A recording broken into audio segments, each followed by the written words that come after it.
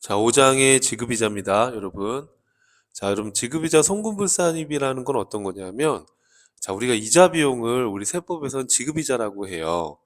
그래서 지급이자가 업무와 관련해서 지급이 되면 당연히 송금으로 인정되는 게 맞지만, 만약에 이 지급이자가 불분명하거나, 그리고 업무와 관련이 없거나, 이런 지급이자에 대해서는 송금으로 인정해주지 않겠다라는 거예요. 이해되시죠, 여러분? 그래서 이거를 우리가 지급이자 송금불산입이다 이렇게 얘기를 하는 거예요. 자, 그러면 지급이자가 송금불산입 되는 것들이 어떤 게 있느냐라고 했을 때, 첫 번째는 채권자 불분명 사채이자예요.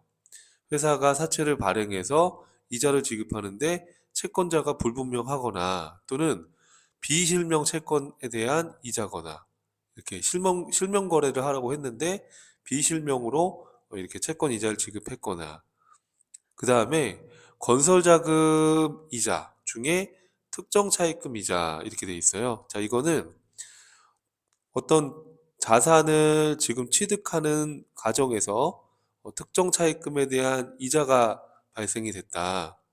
여러분, 요 건설자금 이자라는 건 뭐냐면 우리가 자산을 취득할 때 들어간 그 자산 취득과 관련된 차입금에 대한 이자를 말해요. 그러면 이거는 우리가 특정 이 자산을 취득하기 위해서 차입금에 대한 이자라면 이거는 우리가 취득 원가로 포함해야 되는데, 이거를 만약에 이자 비용 처리했다 그러면 취득 원가로 보라는 거예요, 결론은. 이런 것들은 송금물산입하고 자산의 취득 원가로 보겠다, 뭐 그런 이야기예요. 그 다음에 회사가 이자 비용이 지출되는 게 많은데 보니까 차입을 해가지고 업무 무관한 자산을 구입한 게 많아요. 그러면 그 이자 지급하는 것 중에 업무 무관 자산 등에 대한 그 이자는 송금으로 인정하지 않겠다 이런 얘기예요. 그래서 이런 이 네 가지는 이자 비용이 지출된다 하더라도 송금으로 인정하지 않겠다. 그렇게 이해를 하면 돼요. 자, 근데 여러분 이걸 우리가 이제 부인할 때 요 순서대로 부인을 하면 돼요. 그래서 요 앞쳤다 가지고 채권자 불분명, 비실명, 그다음 건설자금이자 업무무관 순으로 이렇게 한번 우선 암기를 해봐요. 이제 하나씩 자세히 공부할 거니까 이제부터. 그래서 채비건업 이렇게 해서 아예 암기를 해버리세요. 자, 근데 여러분 이제 우리가 지급이자 송금불산입을 할 때, 어, 지금 이 밑에 나와 있는 네 가지는 지급이자 송금불산입 대상이 아니라는 거예요. 첫 번째는 현재 가치 할인 차금 상가액 이렇게 돼 있어요. 자, 이거는 이제 어떤 거냐면은, 자, 제가 잠깐 멈춰 놓고 간단하게 요 그림을 그렸는데요. 요 현재 가치 할인 차금 상가액이라는 게 여러분 요런 거예요. 예를 들어서 간단한 예입니다. 이 표현을 제가 이해시켜 드리려고 간단하게 지금 적은 건데, 그럼 만약에 1월 1일 날 내가 기계를 1,000원에 구입을 하는데 이거를 1년 후에 대금을 지급하기로 했고 그 1년 이자가 10%라고 한다면 1년 후에 이 1,000원하고 1,000원이 10%인 100원하고 해서 1,100원을 갚아야 되잖아요. 그럼 우리가 회계 처리를 할 때 이렇게 회계 처리를 할 수도 또 있어요. 어떤 회계 처리냐면 이 미래에 지급하게 될 이 1,100원은 미래 가치니까 이거를 현재 시점에서 이 현재 가치로 우린 기기장치를 취득원가를 잡고, 그렇죠? 우리가 근데 미래에 지급하게 될 금액은 1,100원이잖아요. 그죠? 그래서 이거를 이 부채를 1,100원으로 잡고 요 100원은 요 기간에 따른 이자니까 이거를 현재 가치 할인 발행 차금 이렇게 해서 기록해 놨다가 우리가 이자 비용이 이제 1년이 지나서 경과돼서 이자 비용이 발생하면 요 현재 가치 할인 발행 차금을 상각하는 거 이렇게. 이 상각돼서 없어진 게 이게 이자 비용 처리가 되는 거예요. 이거는 실제로 은행에다가 이자를 지금 지급하는 게 아니라 우리 회계 처리상의 어떤 이 회계 처리상의 문제지 실제로 은행에다가 지급하는 이자는 아니에요. 그래서 이 현재 가치 할인 차금 상각액 이 부분은 실제로 은행에 이렇게 지급하는 이자는 아니니까 지급이자 송금불산입 대상에서 이제 제외하겠다 이런 얘기예요. 이해되시죠? 무슨 말인지? 이렇게. 자, 그 다음에 연지급 수입이자 이렇게 있어요, 여러분. 자, 연지급 수입이자라는 건 이제 원자재 같은 거를 외국에서 수입할 때 이제 은행에서 이제 차입을 해서 대금을 지급할 때 이때 생기는 이자예요, 이자. 근데 이거는 차입금에 대해서 지급하는 이자라기보다는 이 원자재 수익과 관련해서 발생하는 이 이자니까 이거는 지급이자 송금불산입 대상에 포함하지 않겠다. 그렇게 지금 생각하시면 되는 거예요. 상호보험 할인료라는 건 뭐냐 하면 우리 받으러 온 중도 매각하면 할인료를 은행에 내고 그걸 우리 회계 처리할 때 매출채권 처분 손실 이렇게 분계 처리하잖아요. 그죠? 그 손실을 말하는 거예요.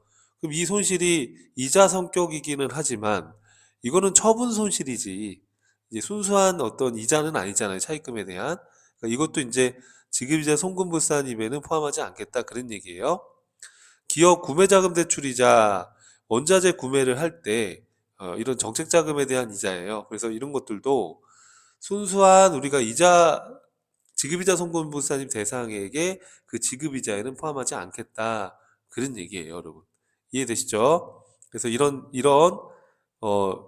요소들 빼고 이런 은행의 차입금에 대한 이자에 대해서 지급이자 송금불산입을 적용하겠다 그런 얘기예요.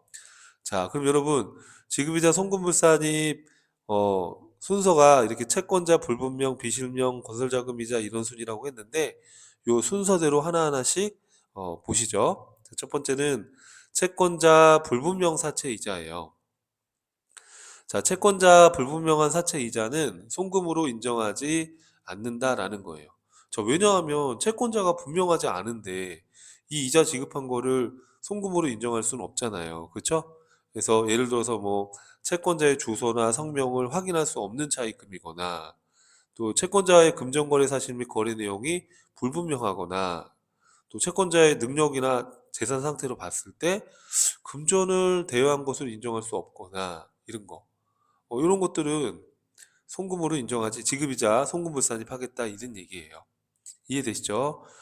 그래서 채권자 불분명 사채이자는 이런 이 채권 관련한 알선 수수료, 사례금 등 명목 여하 불구하고 사채와 관련해서 지급되는 모든 부품이라고 이해하시면 돼요. 이해하시겠죠, 여러분? 자, 그럼 이거 세무조정을 어떻게 할 거냐? 당연히 회사가 이걸 이자 비용 처리했다 하더라도 송금불산입하고 이 불분명한 거에 따른 책임을 대표자한테 물르는 거예요. 그래서 대표자 상여로 소득 처분을 해요. 다만 회사가 이자를 지급할 때 만약에 원천징수 이행 상황 신고해서 신고한 원천징수 세액이 있다라고 하면 이 세금은 국가에 귀속되는 거니까 이건 기타 사유출로해서 추가적인 책임을 묻지 않는 겁니다. 이해되시죠? 자, 케이스 보시면 채권자가 불분명한 사채이자 1,000원 중에 495원을 원천징수하고 나머지를 지급했다라고 하면 회사가 이자 비용 1,000원, 원천징수한 건 예수금, 나머지 현금 이렇게 줬어요. 근데 우리 법인세법에서는 이 불분명한 이 이자 비용을 이 지급이자를 송금으로 인정하지 않는다고 했으니까 그냥 이익잉여금 즉 사회 유출된 걸로 보는 거예요. 이렇게 이해돼요? 자, 그런데 이게 세무서로 이렇게 들어가는 거니까 세무서로 들어가는 거는 기타 사유 유출로 하고 이렇게 불분명하게 돈이 나가는 거는 대표자 상여로 하고 이해되죠, 여러분? 그래서 이렇게 해서 우리가 채권자 불분명 사채이자에 대한 송금불산입을 한다는 거 정리를 해주시고요. 자, 그 다음에 또 뭐가 있어요, 여러분? 비실명 채권 증권이자다 이거예요. 자, 한번 읽어볼게요. 채권 증권의 발행법인이 자, 이자 등을 직접 지급하는 경우에 그러니까 예를 들어서 우리가 은행에서 이렇게 지급하는 게 아니라 이 채권을 발행한 법인이 이자를 직접 지급한다라고 했을 때 그 받는 자에 대한 실명 확인을 하라는 얘기예요. 실명 확인을 하지 않았다 그러면 이 비실명된 채권에 대한 이자에 대해서는 송금으로 인정하지 않겠다 이런 얘기예요. 이게 이제 이런 제도의 취지는 금융기관을 통하지 않고 직접 이자를 지급하는 경우에 실명 확인을 하도록 유도하는 거예요, 정부에서. 이렇게 해야지만 이 이자를 받은 이 소득자에 대해서 금융소득 종합과세를 하기 위한 어떤 토대가 되는 거니까요, 이게. 그래서 송금부산이 비실명 금융거래에 대한 책임을 또 대표자한테 묻기 위해서 이것도 대표자 상여로 소득 처분을 하되, 만약에 기업이 원천징수한 세금이 있다 그러면은 그거는 국가 등에 귀속되기 때문에 추가적인 책임을 물 필요 없으니까 기타 사유 유출로 소득 처분하는 거예요. 똑같아요, 여러분. 아까 요 채권자 불분명하고 지금 비실명하고. 자, 그래서 회사가 비실명 채권 이자 1,000원 중에 495원을 원천징수했대요. 그럼 어떻게 하면 돼요, 여러분? 그렇죠. 아까랑 똑같습니다. 여러분, 아까 내용하고. 자, 요 이자 비용은 비실명 채권 증권에 대한 이자라고 한다면 이렇게 이익여금이 줄어든 걸로, 송금이 아니라. 근데 이 이익여금이 외부로 유출됐는데 세무서로 들어간 건 기타 사유 유출로 하면 되고, 어, 이렇게 그 외의 거는 이 비실명 채권 이자에 대해서는 송금불산입하고 대표자한테 책임을 묻는 거예요. 그래서 상해 처분한다, 이렇게요. 이해되시죠, 여러분? 자, 우리 지급이자 송금물산입, 채비, 건업 이렇게요. 채권자 불분명, 비실명 이런 식으로 외워주세요. 자, 채비 건이죠, 건. 건설자금 이자예요. 여기 이제 좀 헷갈릴 수 있는데, 여러분 건설자금 이자라는 건 어떤 거냐면 유무형 자산과 같은 이제 고정 자산을 이제 매입을 했거나 또는 직접 건설하거나 또는 뭐 제작을 하거나 이렇게 이런 유무형 자산 취득에 소요된 자금에 대한 차입금에 대한 이자를 말해요. 우리가 회계에서는 이걸 자본화 금융비용, 뭐 차입원가 이런 표현을 쓰잖아요. 그래서 이거는 해당 자산의 취득을 위해서 들어간 비용이니까 이자 비용으로 하지 말고 해당 자산의 취득원가에 가산하도록 규정을 하고 있어요. 이걸 이제 건설자금이자 이렇게 부르는 거예요. 자, 그럼 이 건설자금이자에 대한 우리가 규정이 어떻게 되어 있냐면, 참고로 우리 기업회계에서는 이 건설자금이자 적용 대상 자산은 유형자산, 무형자산, 투자부동산, 재고자산까지 이게 다 대상이 되는데, 우리 법인세법은 유무형자산만 가능해요. 이 대상의 범위가 좀 달라요. 자, 그리고 이 자산 취득을 위해서 차입한 거는 이제 특정 차입금이라고 그래요. 이건 그 해당 자산 취득을 위한 차입금에 대한 이자. 이게 특정 차입금 이자고, 이 자산 취득을 위해서 차입한 건 아닌데 회사에 이자가 나갈 수 있잖아요. 그게 이제 일반 차입금 이자 이렇게 얘기를 하는데, 이 특정 차입금 이자는 이 자산을 위해서 차입한 거에 따른 이자가 나간 거니까 이 자산 취득과 관련된 게 확실하잖아요. 그러니까 이 특정 차입금 이자는 취득원가에 산입하는 걸 강제하고 있어요, 법인세법은. 일반 차입금 이자에 대해서는 이게 이 자산 취득을 위해서 들어간 건지 아니면 그냥 회사 운영 자금을 위해서 차입금에 대한 이자가 나간 건지 이게 확실하진 않잖아요. 그죠? 그러니까 이때는 만약에 네가 일반 차입금 이자 중에 이 자산 취득과 관련된 어, 이자를 산정할 수 있다. 그래서 이 취득원가에 포함하겠다라고 하면 그대로 인정해 주는 거예요. 그렇지 않고 이거를 이 해당 자산의 취득원가가 얼마인지 계산하기가 쉽지가 않고 또 이게 불분명하다 그래서 그냥 이자 비용으로 이렇게 처리했다면 그것도 인정해 주겠대요. 선택이에요. 그런데 우리 회계 기준에서는, 우리 국제회계 기준 말고 일반 기업 회계 기준에서는 취득원가, 산입과 기간 비용 중에 선택 가능한 이 범위를 특정 차입금도 이렇게 하고 있어요. 그러니까 특정 차입금 이자든 일반 차입금 이자든 법인이 선택할 수 있게끔 자산의 원가를 하든지 이자 비용으로 하든지 이렇게요. 근데 법인세법은 아니다. 특정 차입금에 대한 이자는 그 자산 취득을 위해서 들어간 거니까 자산의 원가에 산입하는 게 맞다. 이렇게 보는 거예요. 여러분, 세법의 입장은 이런 거예요. 최대한 자산으로 산입하는 게 송금을 줄이는 길이니까 세법의 입장에서는. 그러니까 이제 요거 부분은 좀 차이가 있는 거죠. 자, 그래서 이렇게 여러분 정리를 하고요. 자, 근데 이제 여기서 특이사항들이, 만약에 이 건설자금 일부를, 그러니까 예를 들어서 내가 어떤 자산 취득을 위해서 차입을 해서 지금 이자가 나갔잖아요. 그런데 이 차입금을 이 자산 취득을 위해서 차입을 했었는데 이거를 그냥 운영자금으로 이 차입금을 갖다가 썼대요. 그러면 그때는 취득과 관련된 게 아니잖아요. 그때는 그냥 단기송금으로 인정하겠다 이런 얘기예요.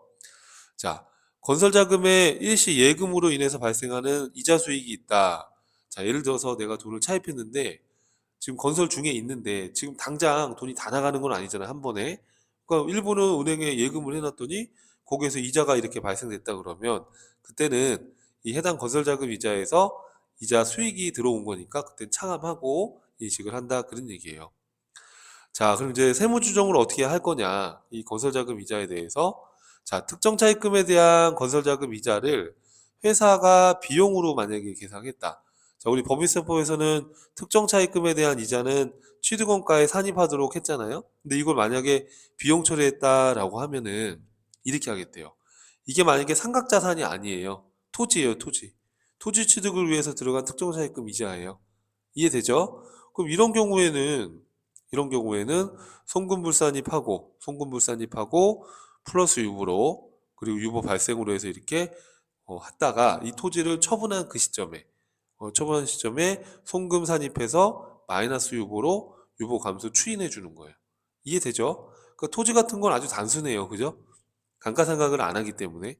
그런데 이제 감가상각 자산의 경우에는 조금 복잡한 게 있을 수 있어요. 자, 여러분 저희가 지금 감가상각 자산 그 시부인 계산하는 걸 아직 안 배웠어요. 그래서 지금 제가 이 얘기를 아주 자세히 해도 지금 여러분이 받아들일 수가 없어요.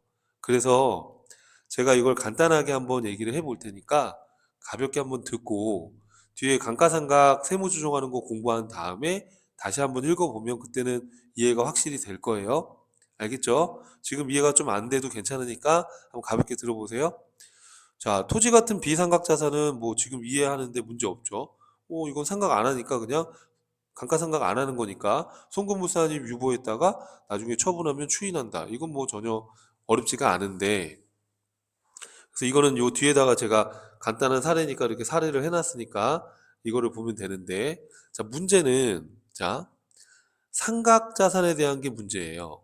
자, 감가상각 자산 대상인데 이게 건물인데 예를 들어서 건물을 짓고 있는 중이에요. 이렇게 건설 중인 거예요. 그러면 이 건설 중에 들어가는 이 이자 비용을 건설 중인 자산 이렇게 자산으로 안 하고 이자 비용 처리했다라고 하면은 우선은 송금 불산입하는 거죠.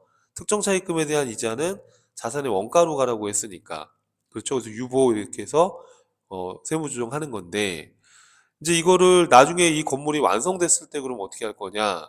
그럼 그때 우선은 완성됐을 때는 이때는 이때는 이제 송금불산입을 해서 이 상각 부인액이라는 게 뭐냐면 그러니까 쉽게 말하면은 인정해주지 않겠다는 거예요. 그래서 상각 부인액 인정해주지 않고 우선은 인정해주지 않고 이거를 나중에 이제 완성했으니까 사용을 하게 되면 감가상각을 하잖아요. 그죠? 그때 송금으로 인정해주겠다는 거예요. 결론은. 자, 그리고 이걸 나중에 처분하면 그때 다 나머지도 추인하는 거고. 자, 여러분 요거는 우리 감가상각 세무조정을 공부한 다음에 다시 생각해 보는 걸로 해요, 여러분. 자, 그리고 건설이 완료됐다라고 했을 때는 즉시 상각 의제로 보겠다 이렇게 돼 있어요. 그죠? 이것도 지금 우리가 전혀 안 배운 내용이라 지금 받아들이긴 좀 어려운데 감가상각 세무조정을 공부하고 나서 보면 전혀 어렵지 않아요. 이게 뭐냐 하면은 잠깐 개략적인 것만 잠깐 소개하면 자, 건물이 완료된 경우에 건물이 완성된 자산을 이렇게 취득했는데 이걸 비용 처리했다. 근데 이게 감가상각 자산이다 그러면 이때는 자산의 원가로 집어넣었다가 그 금액 전부를 다 감가상각비 한 걸로 그냥 보는 거예요. 즉시 취득원가로 들어갔다가 바로 다 전액 다 감가상각된 걸로 보겠다 이거예요. 자, 여러분 이제 뒤에 가서 배우겠지만 이걸 즉시상각 의제라고 하는데 이렇게 법인세법에서 바라보게 되면 감가상각비 금액이 커지게 돼요. 근데 감가상각비는 한도가 있거든요. 그러니까 결국에는 이게 즉시 전액 다 상각한 걸로 봐서 다 이제 한도 내에서만 송금 인정하고 한도 초과되는 거는 인정하지 않겠다 그런 취지예요. 그래서 여러분 요 즉시상각 의제는 감가상각에서 다시 자세히 보자고요. 그래서 요 상각자산에 대해서는 지금 여러분 이게 잘 와닿지 않았을 때 그렇구나 하고 넘어가고 감가상각 세무조정 공부한 다음에 다시 한번 읽어보면 그렇게 어려운 내용 아닙니다. 자, 이렇게 해서 지금 건설자금 이자에 대해서 얘기했어요. 자, 결론은 이거죠. 요점은 건설자금 이자는 자산 취득을 위해서 들어간 취득 원가니까 이 특정 차입금에 대한 이자에 대해서는 법인세법에서는 이자 비용 처리하지 말고 자산의 원가로 산입해라 라는 게 기본 맥락이에요. 알겠죠, 여러분? 자, 그 다음에 또, 자, 그럼 여기서 조금 부담이 없는 요거를 한번 보죠. 비상각자산 토지에 대해서 이거를 건설자금 이자를 이 토지 특정 차입금에 대한 이자에 대해서 취득원가에 산입해야 되는데 이걸 비용 처리했을 때 세무조정. 지금 요 부분입니다. 이거는 내용이 그렇게 어렵지 않으니까 지금 시점에서 한번 보고 자, 세무조정 연습 한번 해볼게요. 자, 회사는 일기에 토지의 건설자금 이자 1,000원을 현금으로 지급한 후에 이거를 비용 처리했대요. 차변의 이자 비용 이렇게요. 그런데 이 차입금에 대한 이자는 지금 이 특정 차입금 이자라고 가정하면 그럼 이건 토지로 가야 되는 거잖아요. 그럼 어떻게 하면 돼요? 회사는 비용 처리했지만 이 법인세법은 자산이니까 송금, 불산입처럼 유보 발생 이렇게요. 자, 토지는 감가상각하지 않죠. 그래서 이 토지를 이기 때 1,200원에 처분했대요.